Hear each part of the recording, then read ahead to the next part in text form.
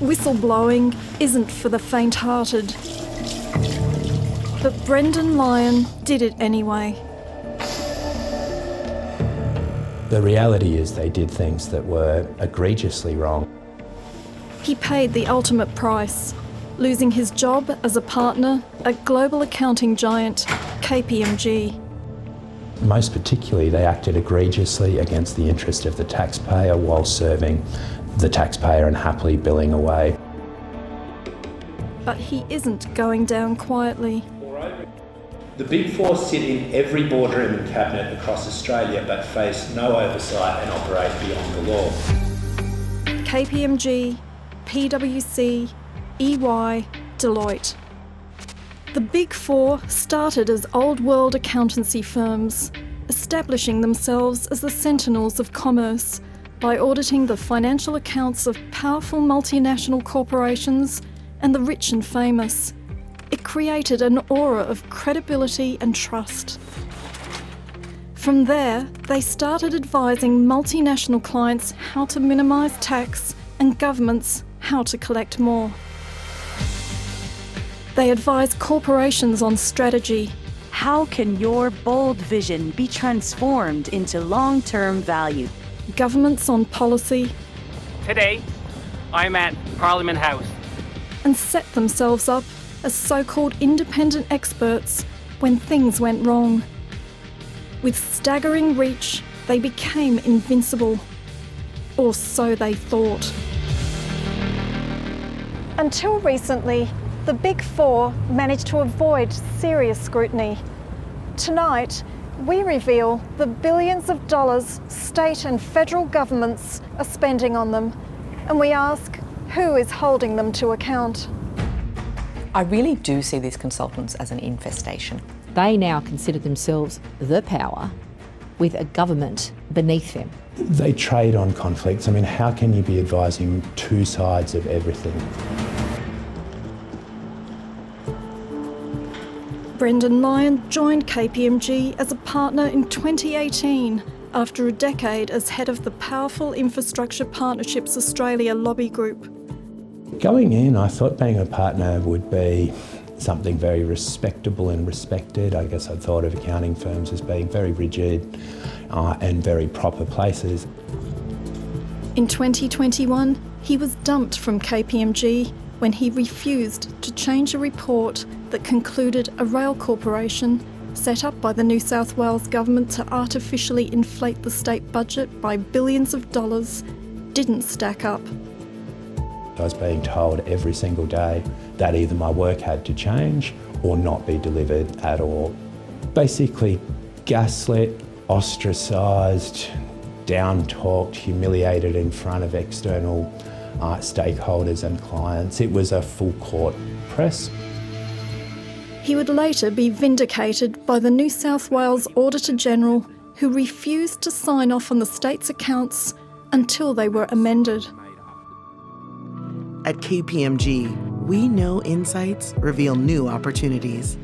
Behind the slick marketing, Lyon says KPMG fostered a high-octane sales culture that crushed anyone who got in the way. It's a bit like a glee club. Everyone wants to talk about sales and outcomes. No one ever wants to talk about the problems because that's going to get in the way of more sales. They believe they are the power pack for Australia, that they sit above and beyond the law. Labor Senator Deborah O'Neill has spent years trying to hold power to account. Now she's taking on the high priests of capitalism, the Big Four, driving 3 of 4 parliamentary inquiries. She exposed the PwC tax scandal in May, where partners were using confidential government information to help clients such as Uber and Facebook sidestep tax laws. I'm still somewhat shocked by the scale of what they've attempted to do and what they were caught doing. And PwC's monetising of the actual information that belonged to the Australian people, to you and I, is shameful and international at scale. A lot of O'Neill's information is coming from insiders, thankful someone is finally ready to take them on. The rorts and sleazy approach that firm used to get and maintain government business is reprehensible. Win work at any cost and worry about how you deliver later. I couldn't stand against them. They are just too big and powerful. I resigned when I couldn't align my personal values. The Australian public need to know. Ethical standards, their tax dollars simply are ending not up as huge. I have seen so much waste. Their internal culture is unsafe and highly toxic. Every company has whistleblowers who've been trying to blow the whistle inside, who've been trying to blow the whistle with regulators and not getting a hearing. The messages vary, but the common theme is the Big Four have built a business that thrives on conflicts of interest. We asked Brendan Lyon to explain how the model works from the inside. Australia relies on the Big Four to be the independent, trusted auditors for government and for companies.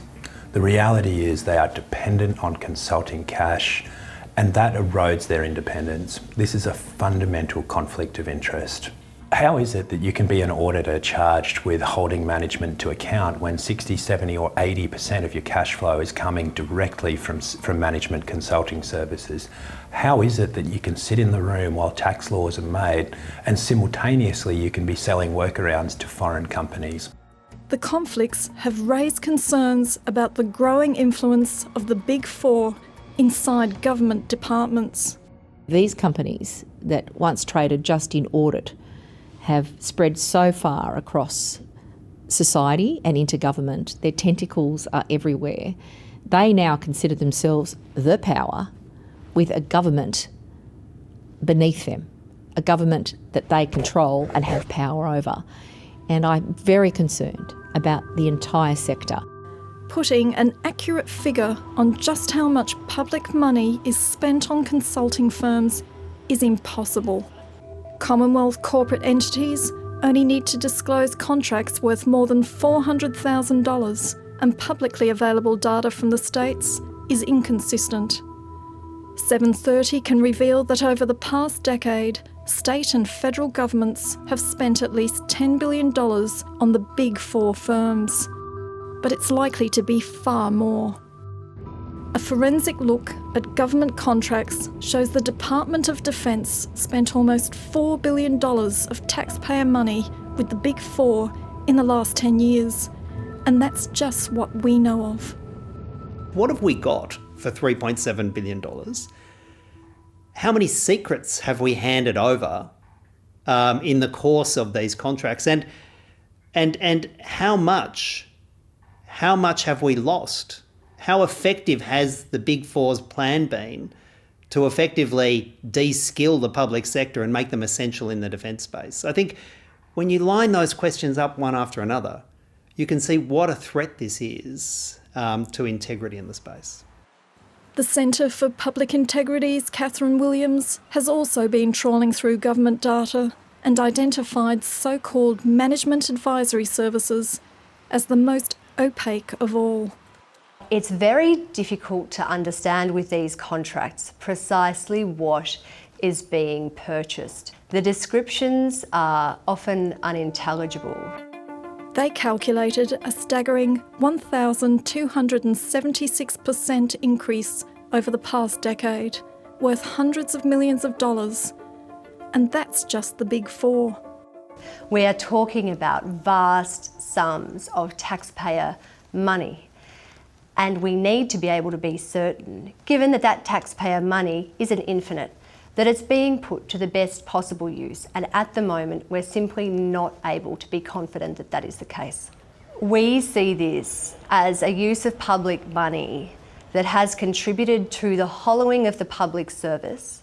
The public service is, of course, one of the key pillars of the Westminster democracy that exists in this country. So where are we at with that? In Sydney, New South Wales Greens MP Abigail Boyd became so troubled by the murky world of consulting and its relationship with government that she called an inquiry, which kicked off last month.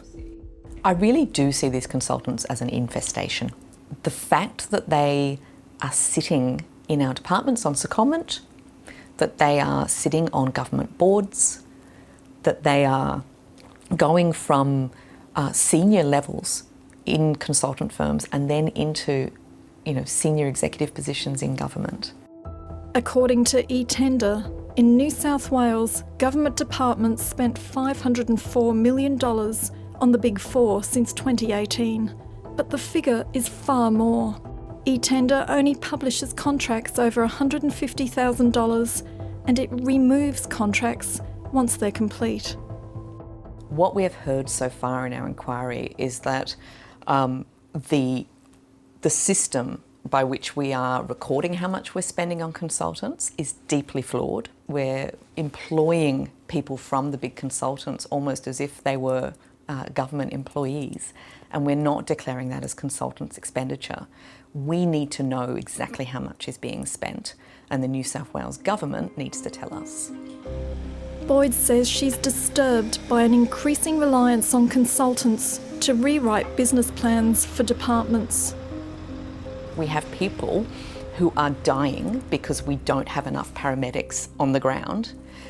New South Wales Ambulance is telling us what they need, and in order to get the government to listen, in order to get Treasury to listen, they had to pay a consultant huge amounts of money in order to, rubber stamp that business case. You can't even scratch yourself in the New South Wales bureaucracy without asking a consultant first.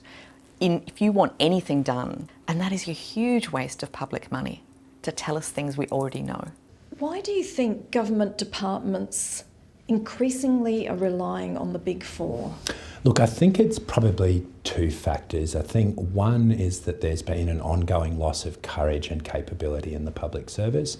And the other thing that the Big Four and major global consultants provide is a veneer of credibility for really bad public policy decisions and a degree of defensibility for the bureaucrats who must implement it. I think it really, it's really metastasised from bringing in experts to provide independent thought about how to meet outcomes, and more resembles a sewage treatment plant when you're brought in to make something noisome appear better than it is. We asked each of the Big Four to sit down for an interview. They declined. KPMG said in relation to the Brendan Lyon matter, mistakes were made. PwC said in a statement it was, quote, taking steps to enhance our governance, culture and accountability and to rebuild trust. Deloitte says it has rigorous protocols in place to mitigate conflicts of interest. The Department of Defence did not respond to our questions. Behind the neon signs that adorn the city skies, the Big Four have a structure as opaque and mysterious as some of the contracts they write. There's no law, it's the Wild West. They're not under the Corporations Act. They have some duties in their roles as auditors, some duties in their roles as tax advisors, but beyond that they are left purely to their own devices. In effect, they've got a guaranteed model where they can do as they please without being held to account, and they don't even have to pay corporate tax. Who audits them? No one audits them, they're not audited. Who watches them? So it's interesting because ASIC say that it's not ASIC. They say that it's Chartered Accountants Australia New Zealand. Chartered Accountants Australia New Zealand say that it's only partially them and that there's other regulators, including those in the US. It looks to me like under the current microscope, everybody is saying it's them, or it's only partially me. And again, it shows that they're operating in a grey area beyond the law without active regulation, and where there's no real consequence for any individual bad act. You just make sure that the caravan keeps rolling. The Big Four built their reputation as auditors, but even that slipped. The corporate regulator checked the quality of some of their audit work and found glaring failures. When we lose sight of the fundamental role of audit, we're at real risk of undoing what needs to happen to make sure the market is safe and secure. Every decision that's being made about the investment of your money relies on the stamp of approval, if you want, the truth-telling of an external auditor who says, yeah, the books in this company that you want to invest in are clean and they're telling the truth really about what's going on. As the crisis deepens, the calls are getting louder to reform the system so it never happens again. There's been a lot of effort to cover up these practices that have been seeing extraordinary profits given to partners who are living the high life at the expense of ordinary, hardworking, small businesses and tax-paying workers who do their bit and pay their fair share. I'm determined to make sure that the people who are supposed to be in there, keeping the whole system honest, do their job, do it honestly, do it with integrity, and that they don't set up systems to rip off their fellow Australians.